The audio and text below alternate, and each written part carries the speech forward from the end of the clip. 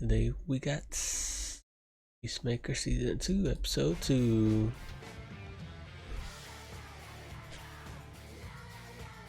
What are we doing here? Wild stuff Welcome in back, it. everyone. It's Charlie. This will be my full Peacemaker Season 2, Episode 2 video. There's a whole bunch of Easter eggs and references, so we'll break it all down.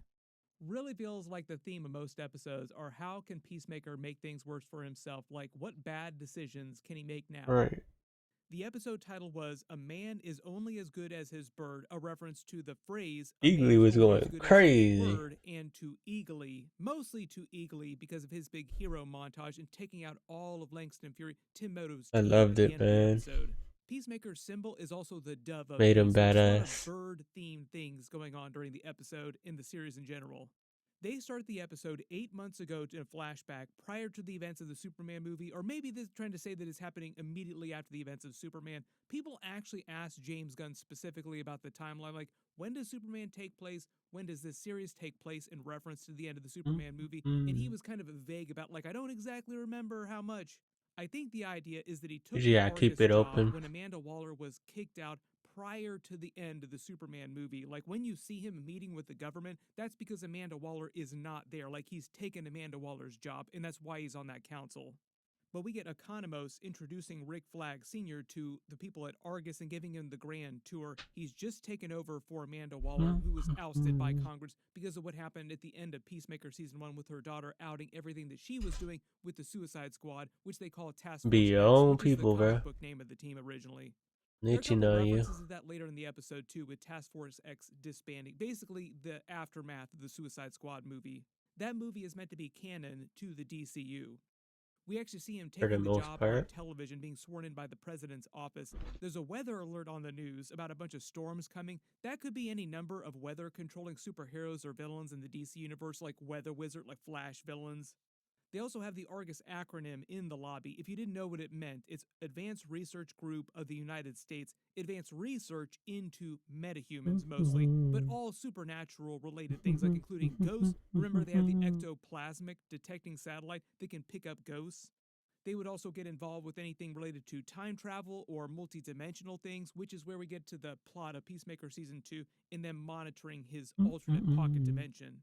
When Economos says they're old pals, he's referring to the events of Creature Commandos, which took place earlier this year. Those episodes is meant to also take place in the timeline before the events of the Superman movie.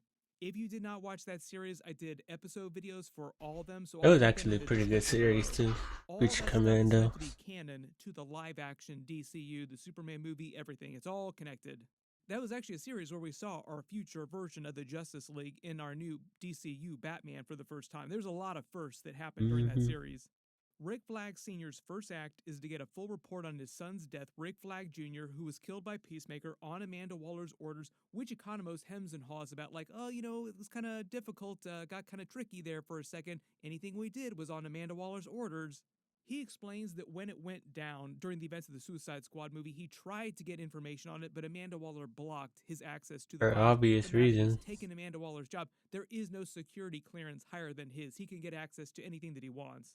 And it sets up his whole revenge arc against Peacemaker this season. He actually said Trying to during the put him events in of jail. episode 1 that's the whole reason why he took the job in the first place, so that he could get his revenge on Peacemaker. We get another cameo from Rick Flag Jr., not the only one. There's a picture of the two of them together. They use footage they clipped from the movie as well, too, to show him reading those events as they happen in the file. Mm-hmm. In real life, the actors are only about 19 years apart. In the Mm-mm. DCU, the logic is that he and his wife had him when they were still teenagers. He enlisted in the army to earn a living to support them, eventually becoming a general. The Peacemaker is in our agency's grace because of his work in Project Butterfly. You can kind of tell that He's Starship saying not Collective isn't anymore. totally on board with this whole Peacemaker plan. Like, we have all these resources for a reason. There are a lot of other much, much bigger problems. Like all the big Right. supervillains that are breaking out of Arkham Asylum and out of Belle Reve Prison, which they mentioned in episode 1, probably going to come back to bite him in the ass later this series. Yeah, She mentions fire him. Peacemaker getting a pass from Amanda Waller because of his work on Project Butterfly during the events of Season 1, which he does not care about. It's all about revenge, leading him to the multi-dimensional portals at his house. Like, that's what they use to actually go after him. They start detecting those. There are not any changes to the intro dance this time. It's just like Season 1. They did the exact same intro each episode. Then they pick up immediately after he kills the other version of himself last week and tries to hide the body unsuccessfully because he's an Where idiot the and other because one, Peacemaker himself is such a huge dude. It'd be the impossible other almost to hide him Peacemaker anywhere. wasn't even But trying he to gets talk the to him idea though. to call Vigilante to cut the Oh, body straight up and throw it in hands. the incinerator like the other alien from that other dimension that keeps showing up randomly. Like he goes full American Psycho Patrick Bateman here, just chopping the body up to get rid of it. Mm, You like Huey that Lewis was on enough? wild though. They're okay. You notice he also has a Lord Tech phone, just like everybody else, because Maxwell Lord is kind of like the Steve Jobs, the Apple situation inside the DCU.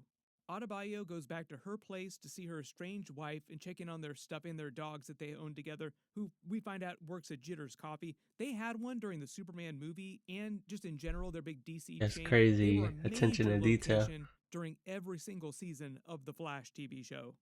Their dog people, Superman and Supergirl, would approve. Krypto would be very happy about this. That's also Mm. probably just because James Gunn in real life is a huge dog person, so no surprise he'd write some of his characters being huge dog people too.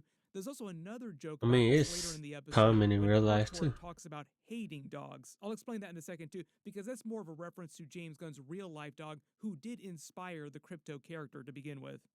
They explained the major reason for their separation was they were supposed to return to Gotham City after the events of season 1 where they'd lived, but they stayed here. She continued to try and work and develop her own business, her spy business. That's what the cards were for in episode 1 that she showed Peacemaker. Her wife makes a reference to alternate dimensions without realizing it. Leeching off someone else's reality is a reference to her mother, Amanda Waller, in this context, the spy business, quote unquote. But the way that James Gunn explained it is that Adebayo and Peacemaker are kind of like parallels of each other narratively, and he did the same thing during season 1, like they were meant to be on parallel arcs. Mm. And at least right now, Peacemaker's story is literally an alternate dimension, so at some point later this season, all the different storylines will He converge. gonna get caught up. But until then, many references to metaphorical and literal alternate dimensions. Harcourt then has a bit of a run in at the pharmacy trying to get a fix for her wounds. The woman thinks that the bruises and cuts are from an abusive boyfriend or husband who she loses it on. You feel kind of bad for that other woman who was just trying to help her. She Right. makes a Muppets reference to Beaker, so the Muppets are canon to the Mm. DCU, who the other woman has to explain to the dude. Because I think the idea is that the Muppets are also kind of a defunct brand in that universe as well. It's kind of the same case in real life too. Like there isn't a lot of Muppet related stuff happening right now, Muppet movies or Muppet TV shows. They've tried a couple of times, but all the Muppet shows recently have been canceled.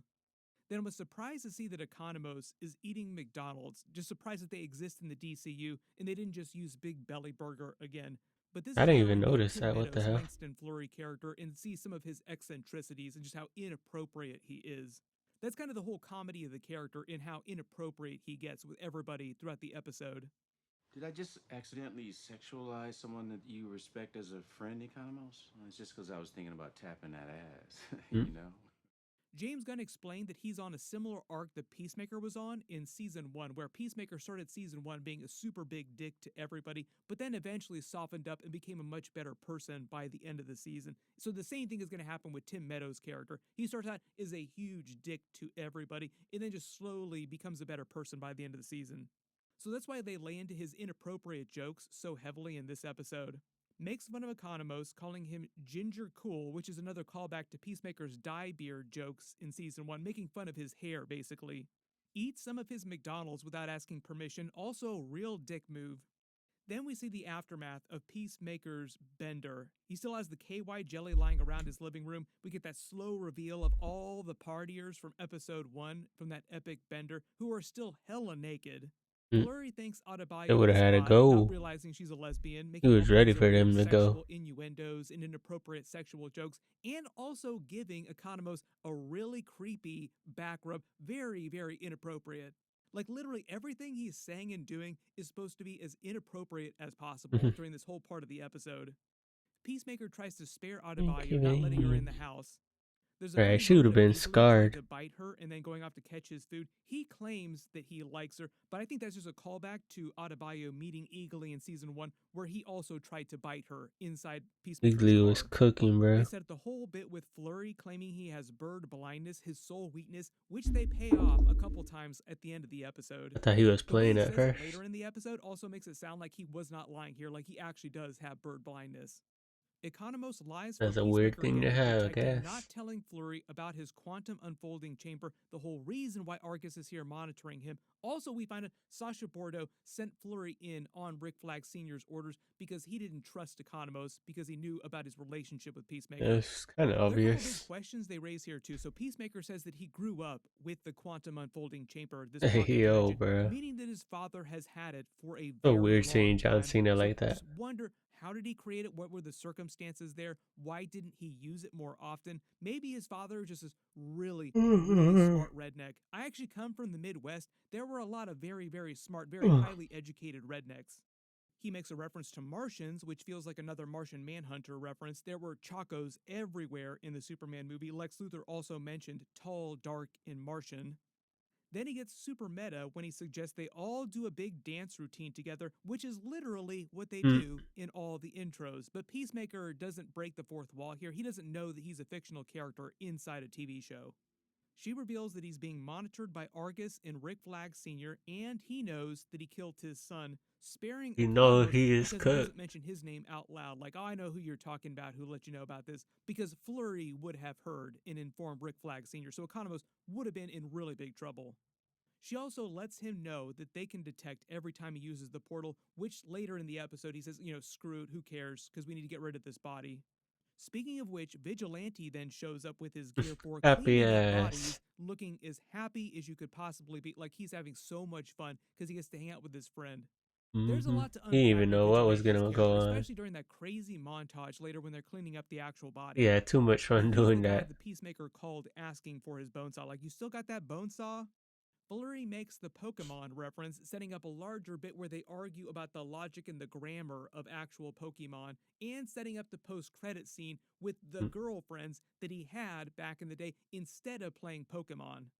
There are a couple jokes about all the naked people still in the house. Then Imagine we not meet the playing Zora Pokemon, character. bro. She actually feels like a backdoor reference to Zora V. Lar, who was a Kandorian criminal, like a Supergirl villain called Black Flame. Just because we have the Supergirl movie coming out next year, but this character isn't literally a Kryptonian villain.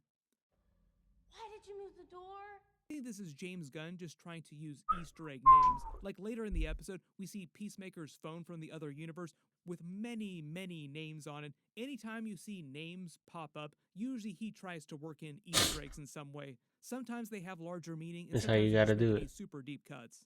But because we do have that Supergirl movie coming out next summer, do not be surprised if we start seeing Supergirl references and Easter eggs popping up all over the place. Vigilante gets pissed off because he wasn't invited to the Bender, and I think the way that they explain his character, James Gunn has talked about this in the past, is that he doesn't understand facial features, like he's really bad in social situations. Without coming right out and saying it, I think the idea is that Vigilante is meant to be coded autistic. And that's why he acts so weird all the time in crazy situations, like especially when they're cleaning up the body. Sasha Bordeaux then orders Flurry to try and find out and shut down all the dimensional portals without telling Economos about it while they're at their party later in the episode. And they keep passing symbols inside the pocket dimension on the different doorways when they're going to the body. These are probably meant to be references to the universes that each of these portals lead to. There are 99 separate doors to 99 different dimensions. I wonder if Maybe we're we'll get gonna a see other montage where we ones. see a bunch more of Yeah. them, but I don't know if they're going to do every single one of the 99. No, I If you doubt think it. you're able to decode some of these symbols, let me know in the They'll comments probably below. fight in some of the Vigilante different also ones. foreshadows the future of the series, saying that the other brother and father would try to kill him if they learn Yeah. what he did killing this Peacemaker, which eventually seems like they're going to try and do in the trailers, because later in the episode it seems like the other father and brother are starting to get suspicious of what's going on with Peacemaker. Then they play another Foxy Shazam song over the montage disposing of the body. Remember, Foxy Shazam has cameos during the Superman movie. They use them for the intro song. We're probably going to see them later in the series too, because we've seen them in some of the behind the scenes trailers. James Gunn, noted huge fan of Foxy Shazam. And it is wild how happy Vigilante is, just having a great time with his best friend, cleaning up a body. Peacemaker doing everything he can not to throw up in disgust. They throw the body into I an would even be incinerator, able but to the other do that, mystery bro. alien from the other dimension keeps showing up to That was dispose funny of when his the own alien animals. came. And who they then use for another bit because Peacemaker says that he never says hi back to him, like he's been seeing him many times every That single was day. funny. Not totally clear which universe this other alien comes from. We see a little bit inside his dimension. It just looks like a regular room. Maybe Peacemaker will actually see inside there at some point, or Flurry's team will travel inside there at some point. What is he doing in the pocket dimension? Why does he keep trying to dispose of those rat-like animals every single day? Mm. A lot of questions that hopefully they'll answer later this season. I'm sure they will have hilarious payoffs. While he's disposing of the other Peacemaker's body, he grabs his phone, setting up the later part of the episode where he texts the other version of Harcourt. The whole reason why He he's was able to trying to unlock get the phone in the some. first place is because they have the same biology. And remember, phones, face detection. But the difference with this phone is that it's all Apple apps. So I think the idea is that Maxwell Lord isn't a big deal in the other universe. Steve Jobs and Apple are like they are in real life. He starts to see all of the pictures with the other version of Harcourt, his former girlfriend from that universe. He has an award that he won in one of the pictures. There are a couple of videos of them just having a happy life together. And it seems like on the surface, the other Peacemaker's life was perfect, all helping to inform his That's reasons why he's for trying to trying to go over assume there. his life at the end of the episode. There's a funny montage of them introducing Flurry's Argus team, just all doing really crazy things, I think, to set up some of the jokes later when they're stuck inside the van arguing about the logic of housewarming gifts and all of his inappropriate names that he tries to give them. Mm. Pony boy, don't let him out of your sight. Titties? There are a couple of funny moments as the 11th Street kids all reunite, like Economos reunites with Harcourt. They go to party on her roof. She makes a psycho Norman Bates reference to Vigilante and his mother. We'll actually meet her later this season. She is alive and well. Like they have like a fairly normal house life, but we'll see some of that later. She makes a joke about Eagly What? trying to kill her all the time. I think to set up the bit where Eagly just rips apart Bruh, I didn't know Flurry's team. Eagly went off When like Economo that, says that he bruh. likes dogs, That but was crazy. Harcourt absolutely hates them and the dogs that are in her building. This is probably James Gunn making a reference to his real-life dog because Harcourt is played by Jennifer Holland, his real-life wife. They've I actually had barely found multiple that out dogs too. together That was because she's crazy. been with him for a long time. She was with him back when his older dog, Von Spears, was still alive, and when he got his new rescue dog, who was the inspiration for Crypto in the Superman movie. Part of W the idea with Crypto. that dog is that it was so misbehaved. That's why he wrote Crypto in the Mm. Superman movie, being this misbehaved dog, but with superpowers. Like, what if this misbehaved dog in real life had superpowers? We'd really be screwed. Mm-hmm. So her being pissed off about the That'll be dogs in her something else, building being man. super misbehaved is probably a reference to their real life dog being super misbehaved. There's a couple of jokes about Economos breaking beers because he is such a klutz. Mm. And then the 11th Street kids have their big reunion with them all being together for the first time. It seems like since the end of season 1. Then Flurry and his team try to infiltrate Peacemaker's pocket dimension. He makes a couple of pop culture references. Encino Man for that movie. Great movie if you haven't seen it. But fun fact, Brendan Fraser, who's having a bit of a renaissance the last several years, Encino Man himself, was actually going to be Superman during the J.J. Abrams Superman Flyby movie in 2002. That's right, this picture of him in the Superman costume is real. We totally missed out on an amazing version of Superman in the early 2000s. The other cool connection to this 2002 Superman Flyby movie is that a much younger Henry Cavill auditioned for Superman but did not get the role at the time. Then he We did all could have been later happy on, with bruh. that. Like he came back several years later and was picked by Zack Snyder in Man of Steel to be his DCEU Superman. Then he makes a barely legal joke to that movie, to a Cupid doll, which were like the real big thing before Beanie Babies going back in America for a very, very long time. Like Cupid dolls were very, very popular for a very long time. And they eventually find Peacemaker's pocket Hey, dimension bro. until I don't Eagly know attacks nothing them about like that. a really, really badass attack dog. It just absolutely shreds them. Eagly was Doesn't going kill them, crazy. but absolutely wipes I the was floor with them. surprised. There are a couple of funny callbacks during this to his bird blindness and the inappropriate code names, which he says multiple times. Love the consistency. Comedy comes in threes. They even give Eagly his own slow motion He was hero aura montage farming, shot, bruh. like his own badass slow motion montage.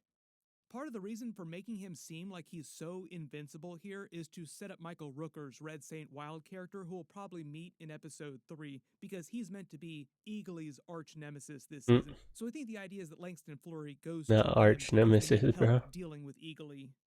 During their party, there's a moment where Adebayo also seems like she foreshadows the end of season 2, where she tells Economos to quit Argus if he hates the job so much. Maybe he will wind up doing that at the end of the season, and he'll join her at the agency she's trying to create herself. They gonna start their Or own maybe the shit. 11th Street Kids gang will form their own agency, because Harcourt is also having that problem too, where nobody wants to hire her, except for Adebayo would probably love to work with her too. So maybe the 11th Street Kids will just form their own separate agency at the end of the season.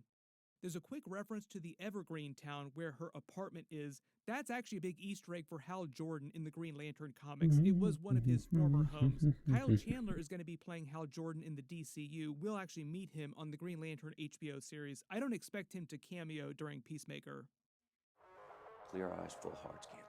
He and Harcourt referenced the events of season 1 where he followed her to the bar and she got into a similar fight. He correctly clocks that she's been trying to get into fights and they're both just kind of They don't got going nothing through better it. to And do. maybe they can help each other out, but she wants none of it. Like, she just He pushes him needed away. to fight. He makes a Task Force X reference to them disbanding. That's also a reference to the events of the Suicide Squad movie in the aftermath, where Waller broke the team up, and then she herself got hauled in by Congress. After she pushes Her him away, daughter, he bruh. starts to spiral, setting up the twist at the end of the episode where he tries to assume the identity of the other Peacemaker.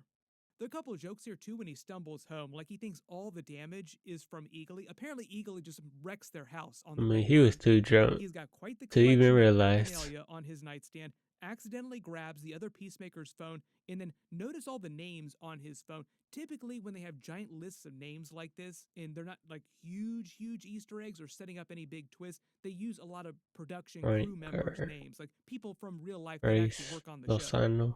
No surprise the phone does not work across dimensions, like it's just a regular phone, so he has to be inside the other dimension, like through the portal in the other dimension for it to work. Notice when he enters the other dimension, the other father and brother are trying to find his other self, who apparently He went missing disappears again. a lot, has problems with pills, and is seeing somebody named Karen. Maybe we'll get some more details about that in the next couple of episodes. They've also spotted mystery blood in the library, so they're already investigating what really happened and getting suspicious, which will probably bite him in the ass in a future episode. Like Vigilante foreshadowed, if they find out that you killed the other Peacemaker, they'll try to kill you, which they probably will. So part of the logic here They'll is probably that find Peacemaker out towards is the still end. super drunk. He gets the text from Harcourt, which kind of seals the deal, like the broken heart, like, the only thing that he wants, human connection. He wants Harcourt so badly, he wants to be with somebody else, and she reaches out to him in the other dimension. So he's like, boom, I'll solve all these problems and the disappearance of the other Peacemaker by just pretending to be the live a Peacemaker. double life. This is exactly why you don't make big decisions like this while you're super drunk. Then during the post-credit scene, they just continued the Pokemon bit from earlier with Langston, Fleury, and Economos, pushing him a bit about the girlfriends that he claims he had when he was a kid, trying to He was catch testing in the him, line. bruh. Like, how many girlfriends? Where were they from? Where did you live? Right. What were their names? But I love the way that this bit ended, where he eventually convinces Economos, like, oh, okay, were they hot? Oh, cool, awesome. Like, he just gives in and believes him at a certain point. Right. There are a bunch of Easter eggs and references during the episode, so if you spotted anything... But that's it for today. Thanks for watching. Bye.